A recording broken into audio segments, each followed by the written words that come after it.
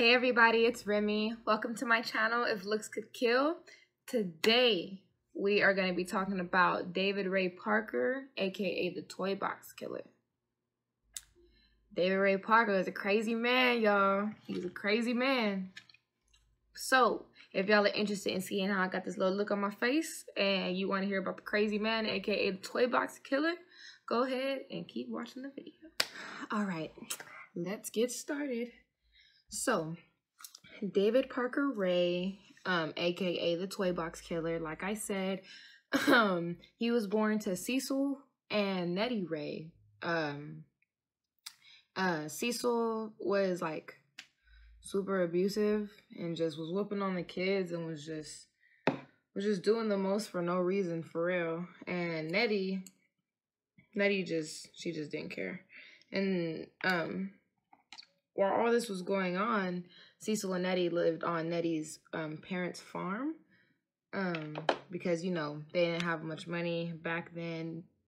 David Ray was born November 6th in 1939, if I'm not mistaken.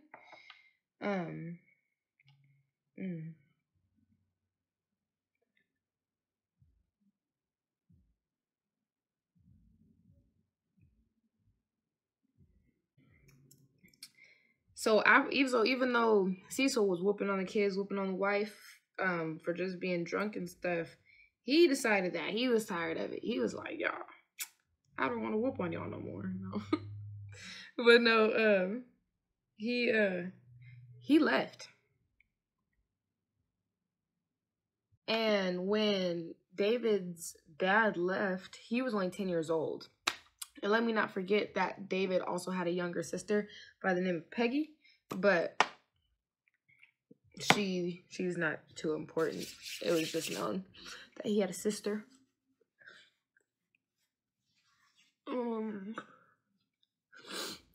So after David's dad left Nettie and the kids,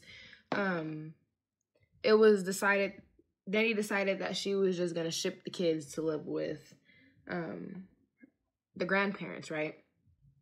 She was like, I'm not doing this. And so it was decided that David and Peggy were gonna go stay with the grandparents. And this was like, it was a big change, but it wasn't, because the grandfather was abusive too, and he was like 70 years old, so he really wasn't with no shit. He was like, y'all gonna get this ass whooped if y'all don't listen. Simple. And they, you know, they weren't bad kids, but they weren't with that. And David really didn't like his grandpa, so he really wasn't with that. So they was just getting, so okay. David's grandpa had super strict rules, so, and the kids were still pretty young.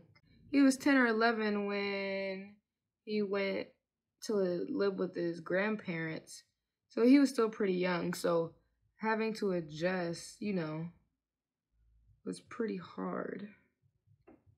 It was pretty hard for him.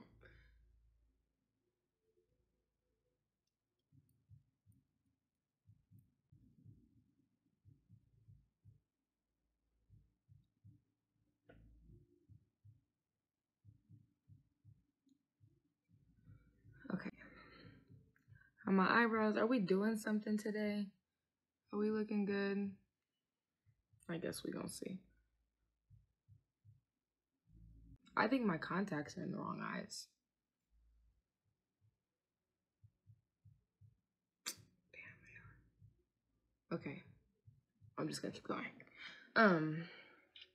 Okay, so growing up, David was tall, skinny, shy, awkward. He didn't really have a lot of friends growing up. So during his childhood, he spent a lot of his time alone, drinking, smoking, doing drugs, stuff he shouldn't have been doing. My contacts are in the wrong eyes, y'all. It's okay. We gonna get through it. I'll switch it after the video, but I just wanted to let y'all know in case I'm looking crazy is because I cannot see completely. But we're just gonna keep chugging along. My eyebrows are being friendly today if I'm seeing it correctly. Shit. Alright, y'all, I'm back and I can see now. So, where was I? So yeah, he spent all his time alone, drinking, doing drugs, smoking, all that kind of stuff. He was getting into some real crazy stuff. Okay, bear with me, y'all, when I try to say this word. He was into sadism, sadism and makeism together. That's what he was into. And his sister Peggy actually like came across like a collection of, you know, like books and stuff and pictures and stuff. She was like, David, no, David, no. No. Anyway, so yeah, so Peggy was shocked when she found her brother's collection. She was like, And so, that's the kind of stuff he was into. So fast forward a little bit. After school, David decided that he was going to become a little mechanic, work at an auto body shop. That's what he did. He kind of got bored working there, so he went and enlisted in the military, the army to be specific. But he was an auto mechanic there as well. So he couldn't have been too bored of the job. He decided to do the same exact thing. That's all I'm saying. My eyebrows looking rough right now, but we always get them to come back. David was honorably discharged from the military. I honestly couldn't find why he was. So if y'all know why he was discharged, please let me know down in the comments. So yeah, and so fast forward a little bit, David was married 4 times. He ended up having 2 children. I can't find one of his other kids' names, but one of his kids' names is David's daughter's name was Jessie, and Jessie was also one of his accomplices. Crazy. But anyways, it's thought or it's known that David had like multiple accomplices, and his accomplices was like his girlfriend. So he had 4 wives. So you could imagine how many girlfriends he had. He was just, you know, he was probably just bringing them in.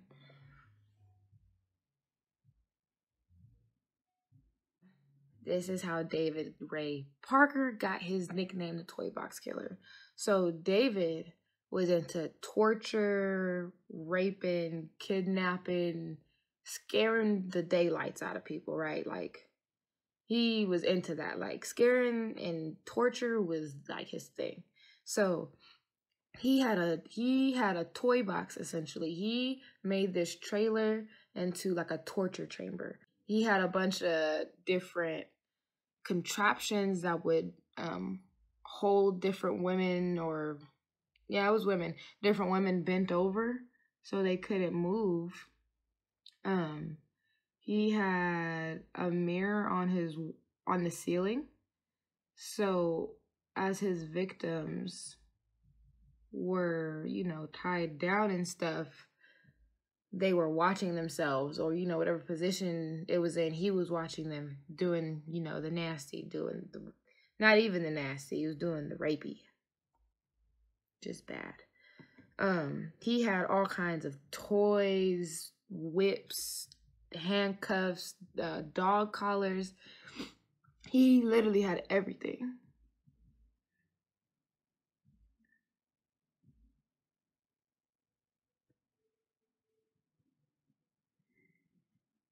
And, you know, he lived out in the sticks, so wasn't nobody about to just pull up on his property like that. So,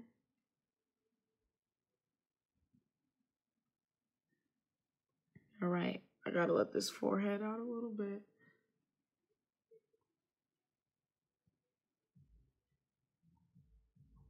Sorry if you guys can hear my son in the background. I couldn't get my video in during nap time because I had nap time.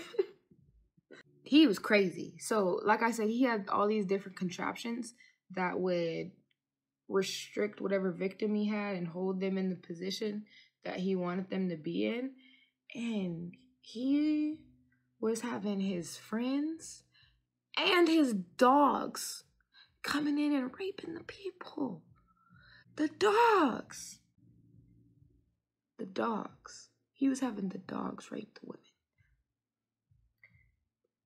That's just a different level of crazy and nasty. That's just insane. That's insane. But yes, and so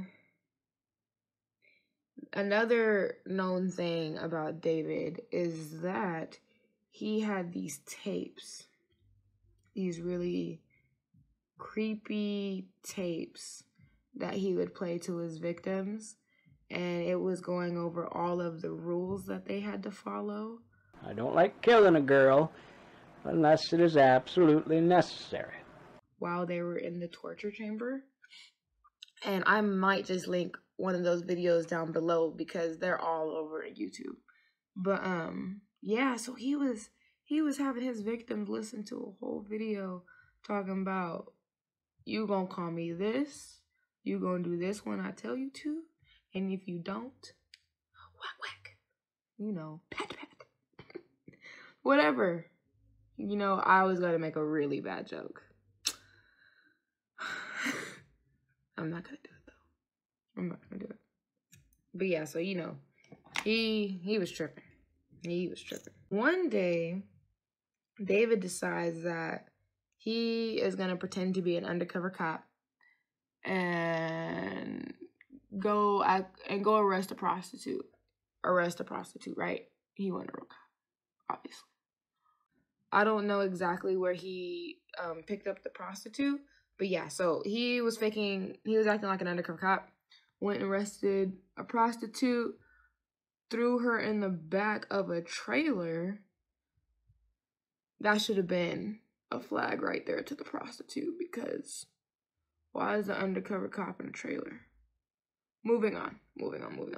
So, threw her in the back of the trailer and drove her over 2 hours away to his place. That should have been another red flag. There's red flags everywhere. Like, you're supposed to be taking me down to the local police station. But we done been driving 2 hours, sir. The prostitute that he had picked up, her name was Cynthia Vigil, if I'm not mistaken. She was 22. She was not having none of this. She was like, hell no. I'm not staying here. I'm not dying here. I'm not doing this. So Cynthia escaped within 3 days of being there. That had never happened before.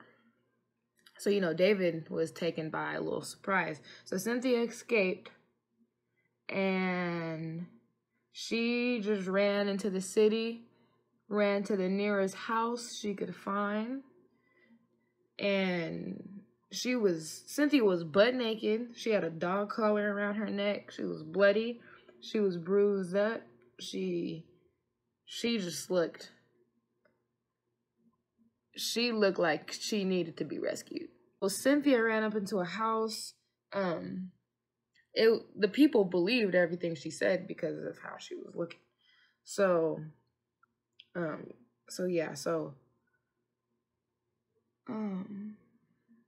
Sorry, I had to check the eyebrows because they sisters, they're not twins. It's okay. So the people decided to call the police, and the people that Cynthia ran to called the police.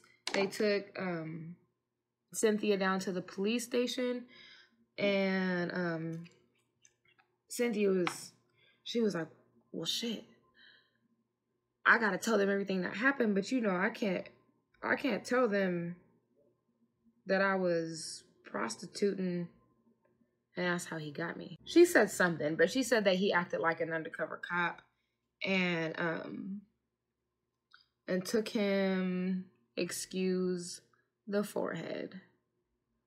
And just, you know, let it be, let it be.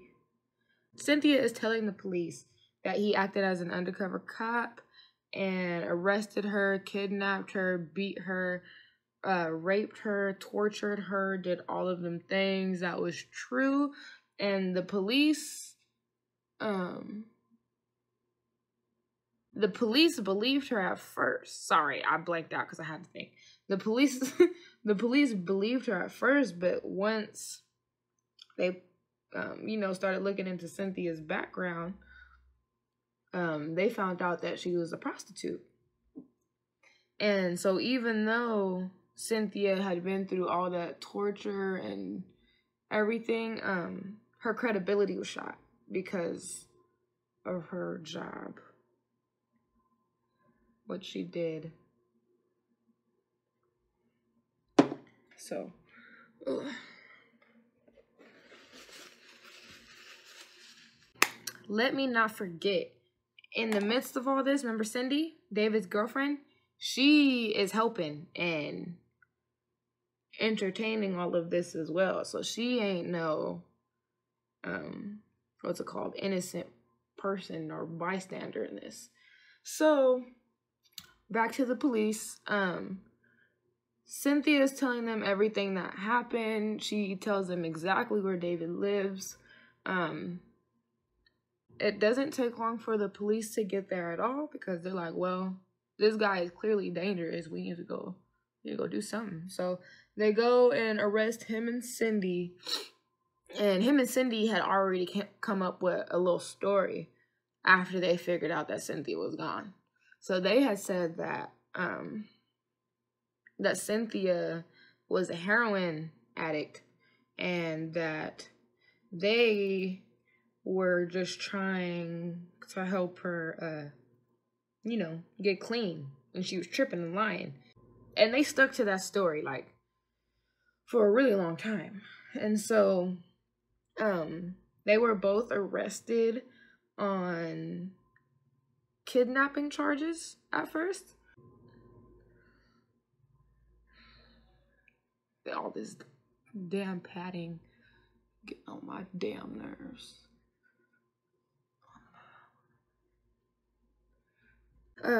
David and Cindy had a story down pat talking about that Cynthia was a heroin addict and they was just trying to help her recover. She was tripping, that she was lying and all that, but they was like, yo, look at Cynthia. She look a hot mess, so come on now. Cindy was quick to flip on David after they got arrested and after the cops realized like that the story was fake. She was like, okay. If y'all ain't trying to give me this full sentence, I will tell you everything. So she decided to tell the police that there was 14 other victims. And I don't remember if I said this before, but they think that David killed over 60 women. That's a lot of people. 60 women? So Cindy got to talking and she was like, I was not the only one helping. There's another dude named Dennis. Dennis over there. Yeah, old boy Dennis. He was with us too. He was helping us kill people too. Matter of fact, Dennis helped us kill David's ex-girlfriend. Boom. So, so she was just spilling all the tea. She was spilling it all. She was like, I am not going down for this. So, since, she did the tattletale, which was a good thing to do.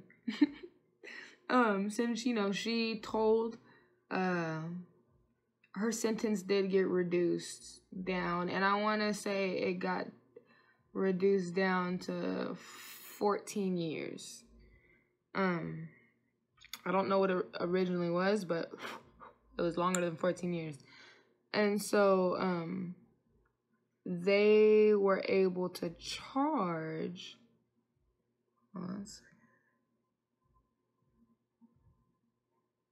The authorities went back to David's place and found all the tapes. They found video recordings of people.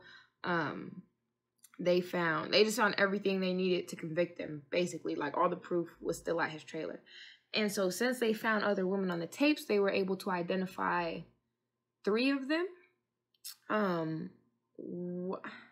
I don't remember all the women's names, but they got in contact with the women, and the woman was like, yeah, like, all that happened to me, but, you know, I didn't want to come forward because he said if I told anybody, he was going to kill me.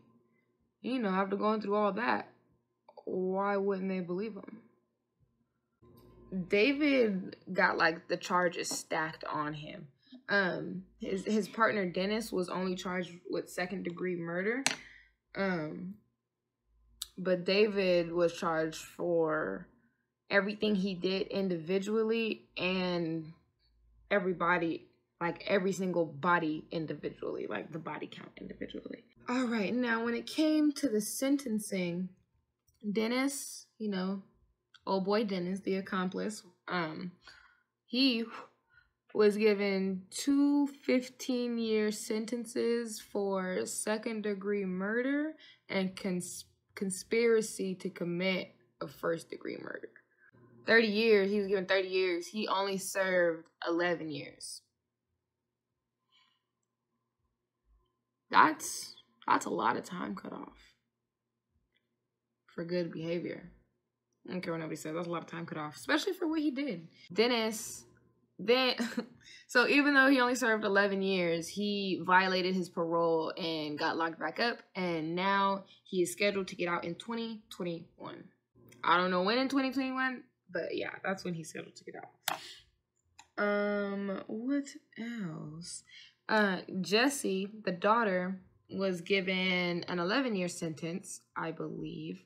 And she got out and just fell off the map. Like, nobody knows where she's at or anything anymore.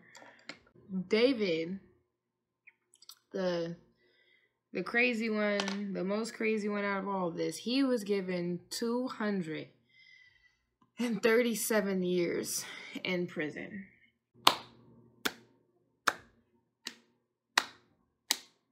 I feel like he was done right. 237 years is not like he's gonna serve that, but you know, he's in there till he die.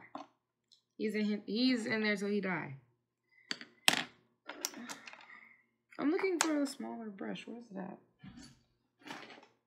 So during the time David was serving his time in prison, he went to multiple interviews and interrogations in custody still. Like, they wanted to gather all the information they could because, you know, he started killing in the 1950s, and people think that he killed, well, authorities think that he killed at least 60 people. At least 60.